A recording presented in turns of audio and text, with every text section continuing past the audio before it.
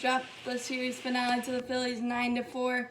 The all LSU matchup went Aaron Nola's way. He was fabulous today, but he got some very Cy Young-esque strike zone. It was on wheels today, as somebody said on Twitter, very eloquently put, especially against Josh Donaldson in the fourth after a bloop double by Ozzie and a walk to Freddie Freeman. Josh Donaldson clearly walked on ball four, but and Nola missed his spot by about 2 feet, and it was up and in at the tomahawk, and yet he still called it a strike. I would have been tossed, but Josh was able to keep his cool. I wish Snitker would have gotten tossed.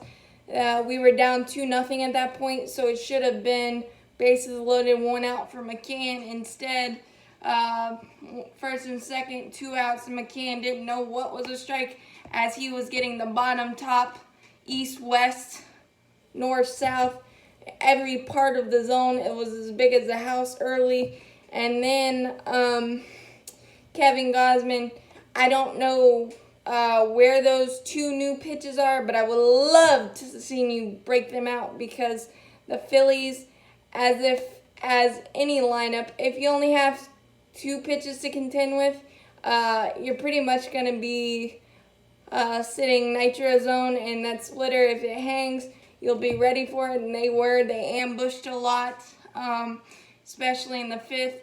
I don't know what's up with us not being able to get the opposing pitcher out, but I'm sure we lead the league with 28 hits given up to opposing pitchers. Aaron Nola was 2 for 2 today, and he came in with a batting average of .050. So I have an idea. Just pitch him like a normal batter, even if they're hitless on the year. Just throw them curveballs, throw them off-speed stuff, because throwing them cookies up there, they still have a bat in their hand, and they're making the Braves pay big time. That happened in the fifth.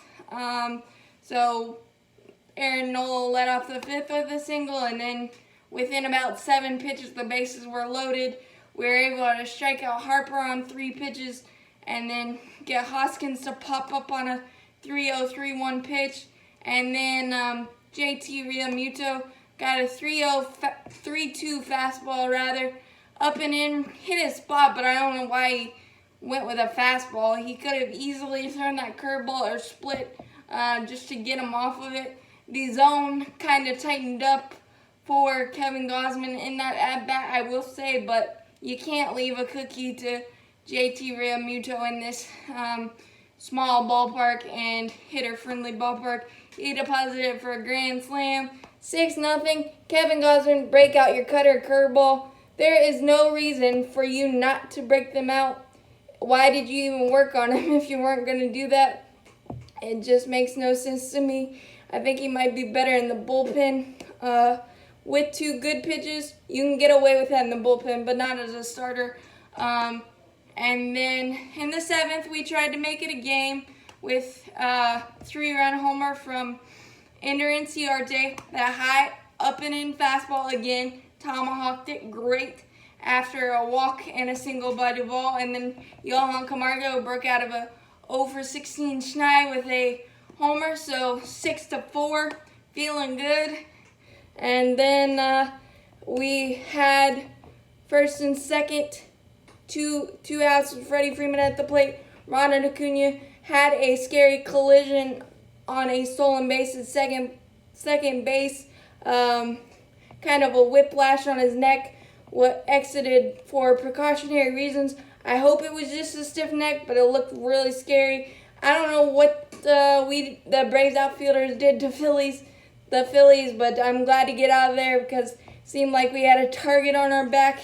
But then Sean Newcomb struggled for the first time, walked to Harper, a Citizens Bank home run, and then Tomlin came in and gave up one of those runs as well. But still a really good series. The Nationals lost 2 out of 3. We won 2 out of 3.